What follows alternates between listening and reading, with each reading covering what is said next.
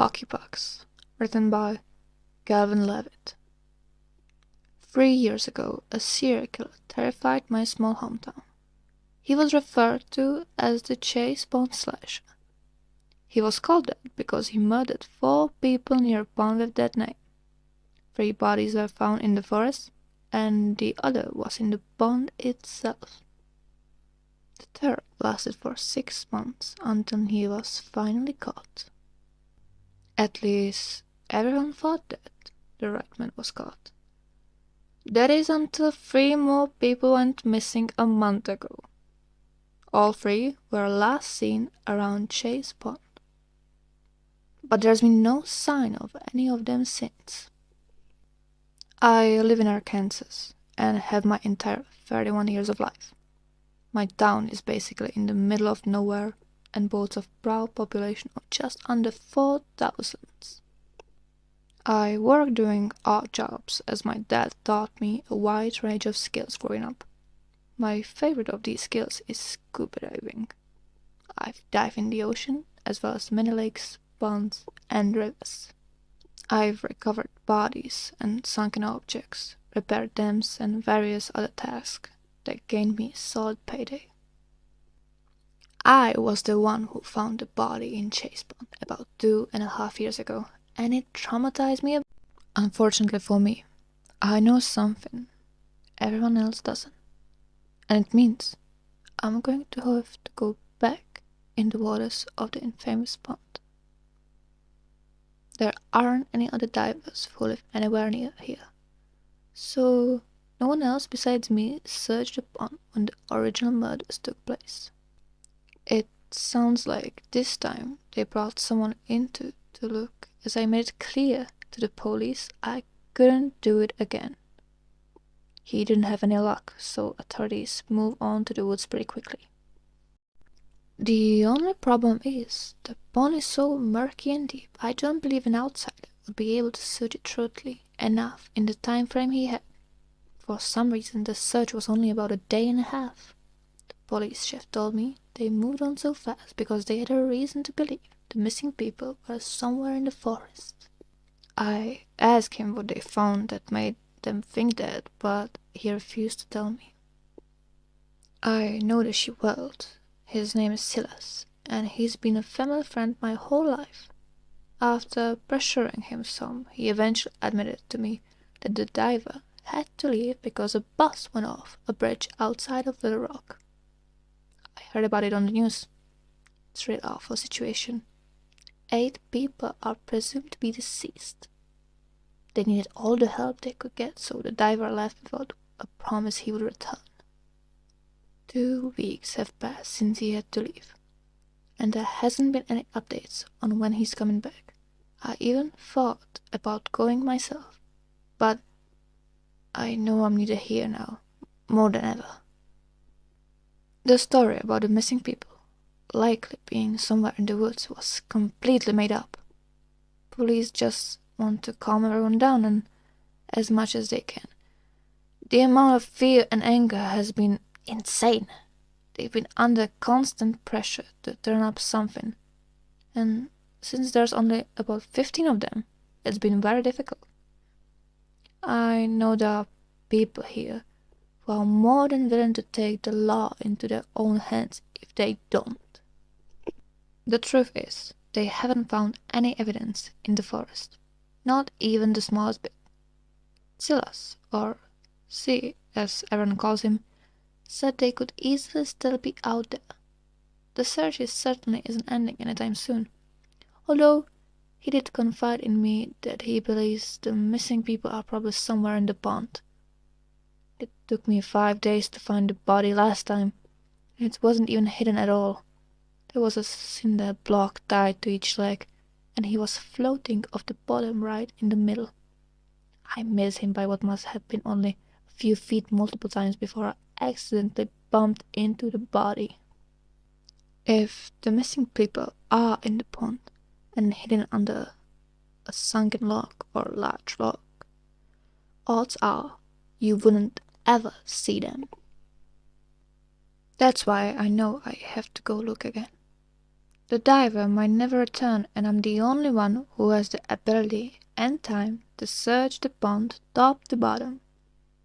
I don't want to, but I can't stop thinking about the poor families of the missing people, and guilt has overcome me. If anyone can find the bodies, it's me. So that's what I'm going to do. I hope I'm wrong, and that all three are just lost out in the woods. But, see, something tells me they're somewhere on the bottom of that horrible pond, waiting to be found. I drove slowly down the long white dirt road that led to the pond. The road is severely unkept, and most people over the age of 25 avoid the area. It was known as a bit of a hangout for young people to drink and do drugs. I set my gear next to the remnants of an old dog and thought about the slasher. I probably should have brought someone with me to watch my back while I'm submerged, but I didn't want to involve anybody else in this grim affair. I figured too, even if he was out there, the odds he would attack me in broad daylight seemed incredibly slim. I had my gun in the glove box of my truck, which did at least make me feel a bit better. I got my gear on and sat on the edge of the dock, with my legs dangling in the water. I glanced around the clearing to see if I could spot anything in the thick forest, but I didn't notice any movement. I turned my attention back to the water, and even a few feet away I could only see a couple inches under the surface. Although the pond isn't super wide like I said, the banks drop off pretty quickly, and even on the sides it went from about foot deep to 10 in just a couple of steps. The dark water actually encouraged me a bit. I fully believed whatever search the diver had done couldn't have been enough. A day and a half isn't sufficient with this pond. I had every intention of searching for an hour today just to fill it out, and then around 4 hours every day after, until I either turned up something or was 100% sure the bodies were not down here. I glanced around the woods one last time and then took a deep breath before I plunged myself into the cool water. I sank down quickly and just floated a few feet under for a minute until I got a small amount of visibility. It still wasn't much. I knew well enough it wasn't going to get anybody at all. I began to swim and survey around the sides of the pond. I was only about 2 feet under, and my plan was to do the top of the pyramids today, and then, over the next few days, go deeper. Basically, make a big circle, and then slowly bring the circle tighter and tighter, until I had searched the entire body of the water. I shivered some, remembering the body in the middle of the pond, as the image still appears in my restless brain quite often. Like I said, I've recovered bodies before, but none of them had been mutilated like that poor man. I shook that image out of my head and continued scanning what was visible. I kept my right hand on the steep bank and slowly made some progress around the pond. I only spotted small fish and what looked like some holes in the bank that I planned to check out once I had finished with the rest of the pond. The holes on the side of ponds and rivers were really common there, and usually contained fish, crawfish, or turtles. After 50 minutes, I saw that I was low on air. My tank held just under an hour's worth. The most excitement I had in that time frame was seeing a large snapping turtle swimming above me. I climbed out of the cloudy water back onto the dock and checked my surroundings. There was no one around still, which I expected. I figured I had probably searched under 5% of the pond, and I knew this wasn't going to be over quickly. The bodies could easily still be down there, I wasn't even close to making any kinds of conclusions yet. I packed up my gear and got back in my truck, beginning a slow drive home. Quite frankly, I just wanted to go back so I could get my search over with and my conscience cleared. I didn't know if I wanted to find the bodies or not. I was positive that I had to know for sure one way or another. The families needed closure if they were in the pond. It scared me more to think that they were down there, but if I didn't find them, no one would ever know.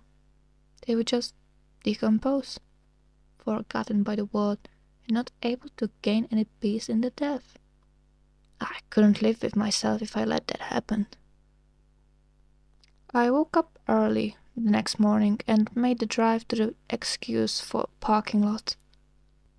I arrived back at the dock, hauling 2 of my 4 tanks, and then returned to my truck for the last 2. I slowly got my gear back on and let out a deep sigh as I scanned the tree lines, but no sign of movements. I reluctantly turned my gaze down to the water and imagined what horrors the day could bring. I lowered myself in and once again began scanning the sides, but this time a bit deeper. I still wasn't quite at the bottom, but I could occasionally see it through the brown water. Once again, I didn't see much, except for some fish and a few more holes in the bank. I was going to check out 7 of the big holes I had seen that could maybe fit a body. I just wanted to wait until I had looked everywhere else. The thought of squeezing myself head first into those openings terrified me. And on some level, I hope I'd find the bodies before having to do that. I felt bad thinking such an awful thing, but I still did either way. I finished my search for the second day and figured I'd now covered about 15% of the whole pond. It was slow moving. I had come up to replace my tanks 3 times. I was at least sure the areas I had checked were empty. I was exhausted too. I was ready to go home and take it easy until tomorrow. I packed up my gear and was about to head down the path when something on the other side of the water caught my attention. I looked over, and it took me a second to register what it was. And to my surprise, it was a man. He was just standing in the tree line, staring at me, and I immediately felt on edge. Before I could yell anything to him, he turned around and walked back to the forest. I hurried down the path and relaxed some once I was inside the truck. I left 2 of my tanks behind, as I just wanted to get out of there as quickly as possible. I figured the man was probably just some hiker, but the chance it could be the slasher really disturbed me. It was crazy to think that I might have just seen him. I debated calling the police, but I reminded myself that I had no actual reason to believe it was him, other than the fact he was near the pond. For all I knew, it could have been the missing man. I thought for a few moments in my truck about whether I should go after him, call the police, or just wait. I opted to wait until I was done searching the pond. If I called the police, it would cause even more panic and would likely be for nothing. If I went after him, there were countless scenarios that could occur. I figured too, why would the missing man just be hanging out in the forest? So I assumed it wasn't him at least. The smartest option seemed to be the rule of the pond. If I saw the man again, then it would be time to inform the police. I turned on my truck and drove away, feeling conflicted and uneasy. I arrived back home and napped for the rest of the day. I went to bed early and woke up as soon as the sun rose and prepared myself for the longest day yet. I had covered less than 1/6 of the pond using 5 total tanks and decided to bring another 5, just for today alone. 4 tanks a day was usually my limit, but I wanted this to be done with. My goal was to get over a quarter of the pond search total. I pulled into the parking lot much more wary of the potential slasher that was actually out there. I kept my eyes on the wood. As I walked to the clearing and set down 2 of my 5 tanks, I didn't feel like going back for the rest until I needed them, so I left the other 3 in my trucks. My arms were so sore from the past few days, and scuba tanks are much heavier than most people realize.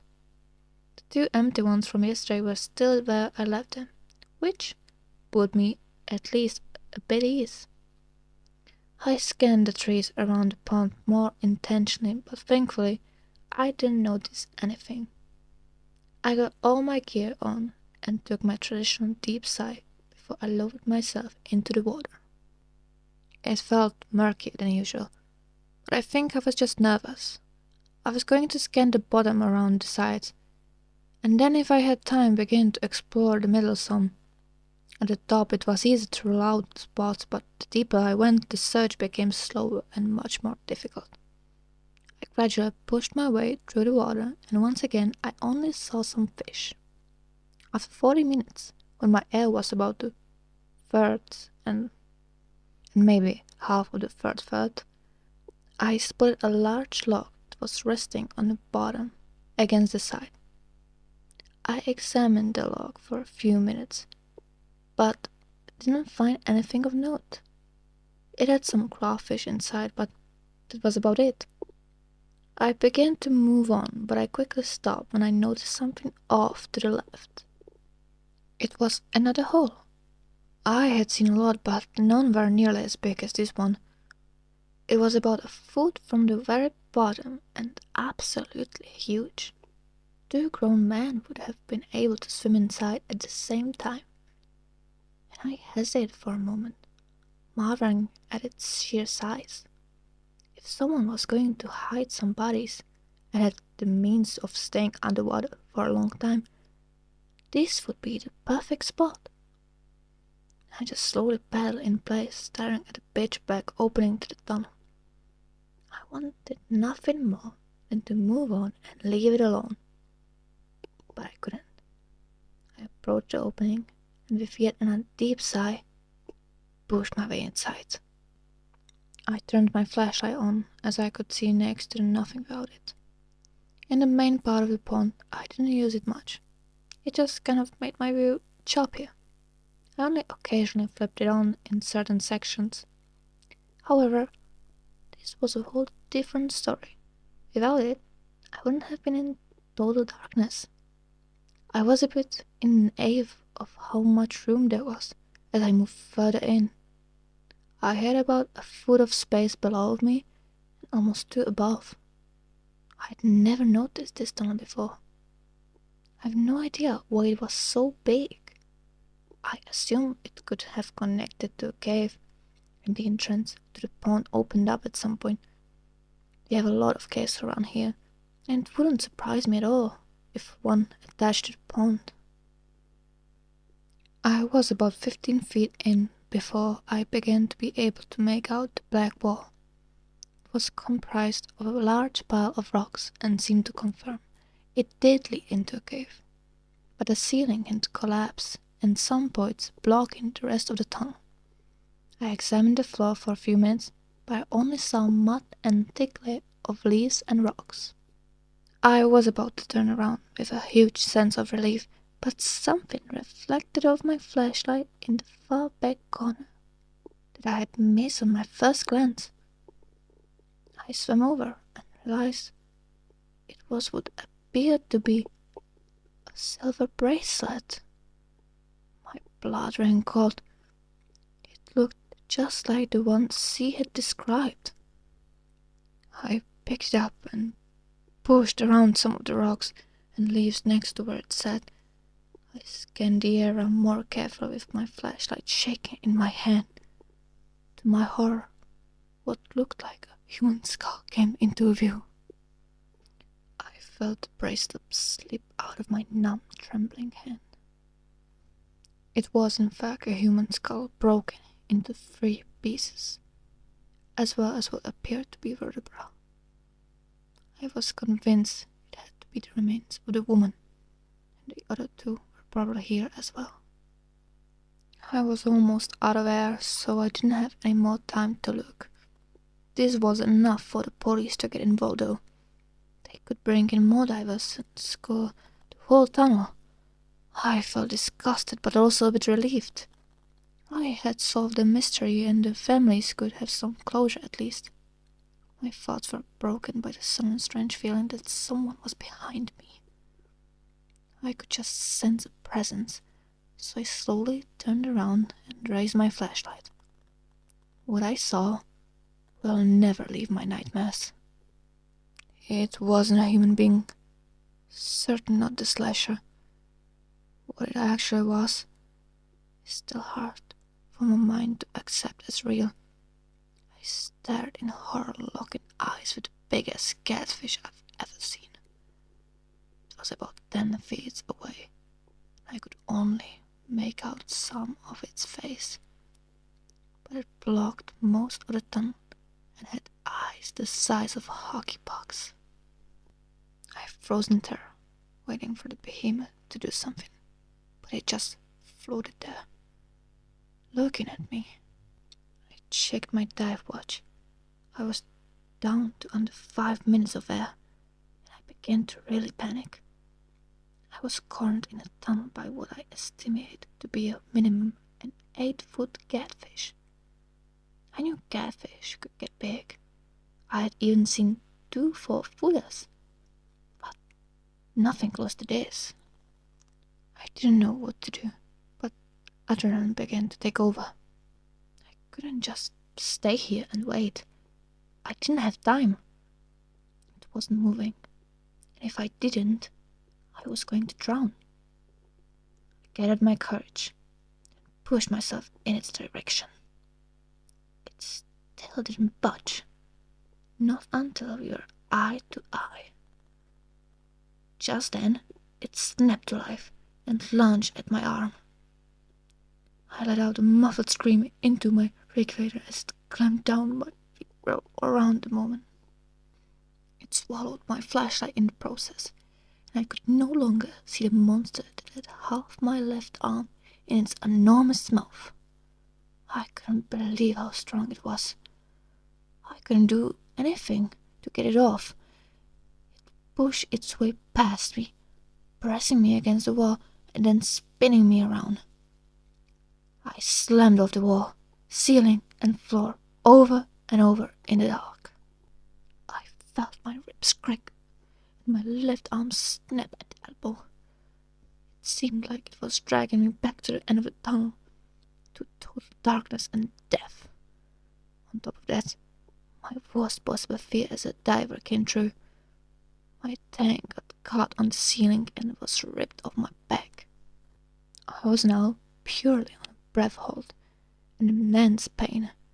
My adrenaline, that was already high, entered a whole new gear. I reached onto the ground with my good arm, trying to grab anything I could use as a weapon. My fingers dragged through the muff and decaying leaves before I felt what I knew to be bone. It was likely a human femur. I didn't even hesitate to grab it. My lungs burned intensely. I jabbed at the fish's face as hard as I could muster. I eventually felt it release my arm and make a croaking sound. I assumed I had got its large eye, and frantically pushed my way back towards the dim light of the entrance.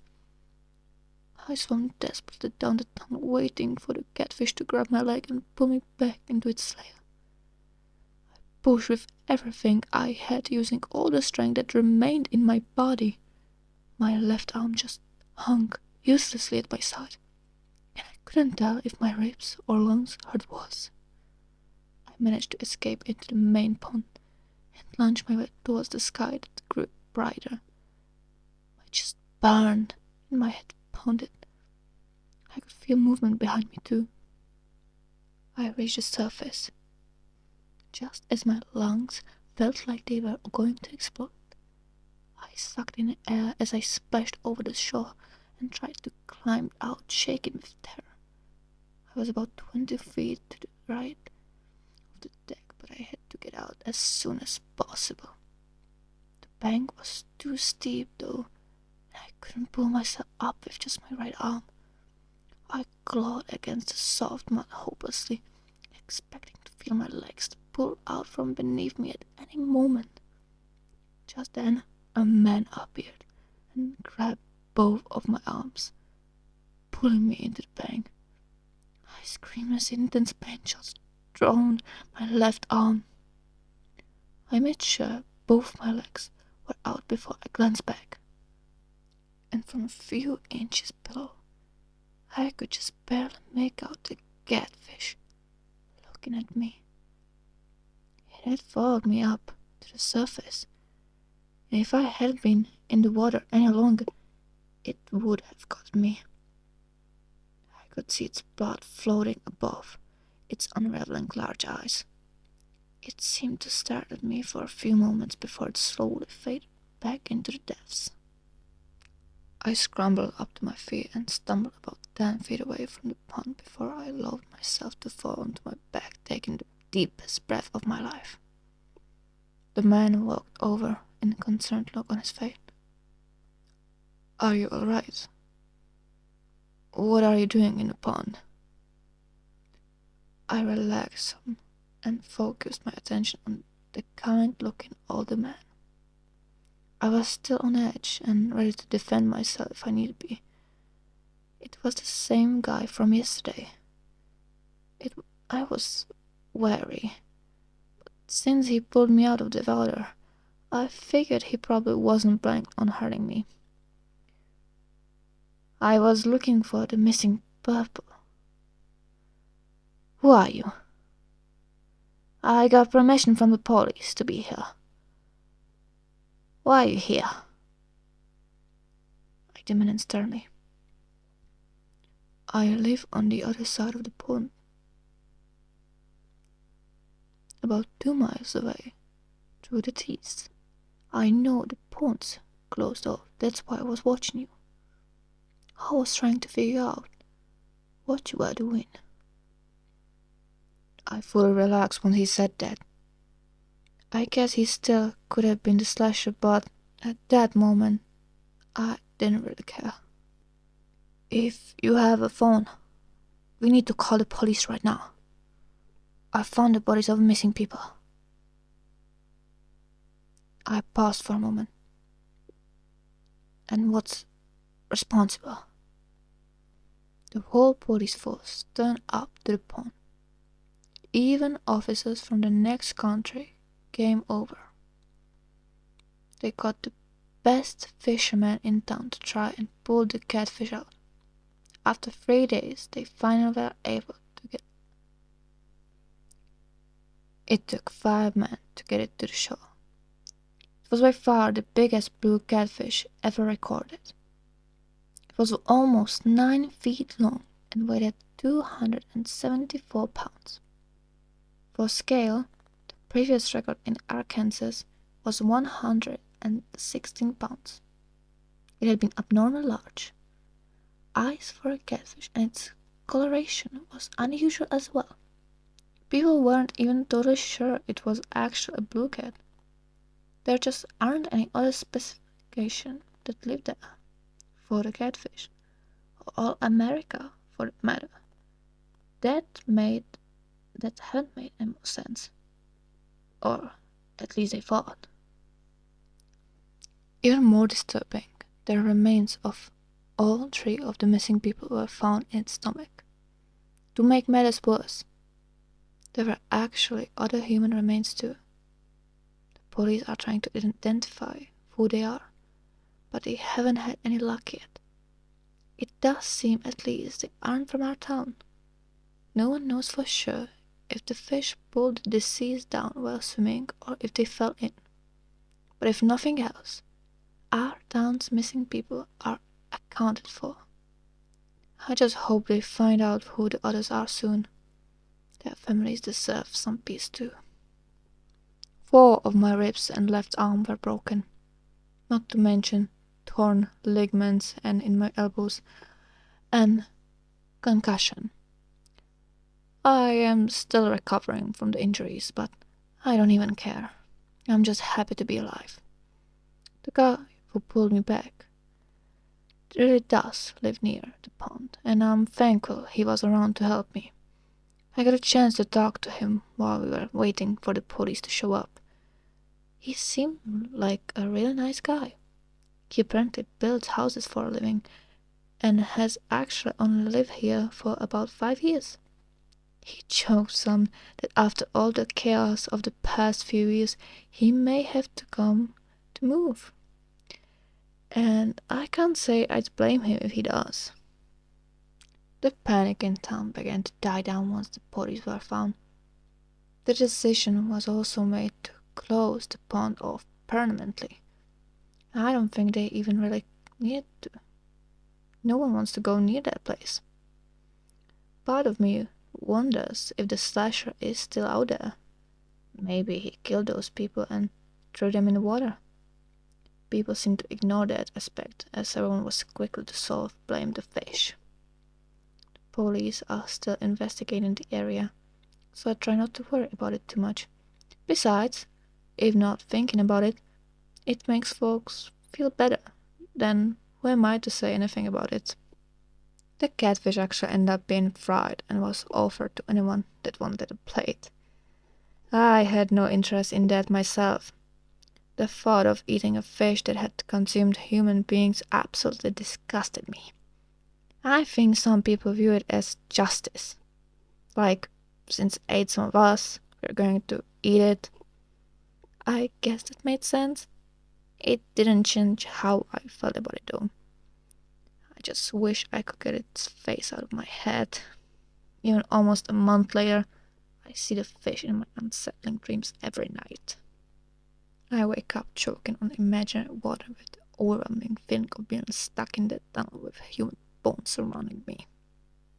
I think on some level I'll always be trapped in the monster's lair with those poor souls, desperately, still trying to escape.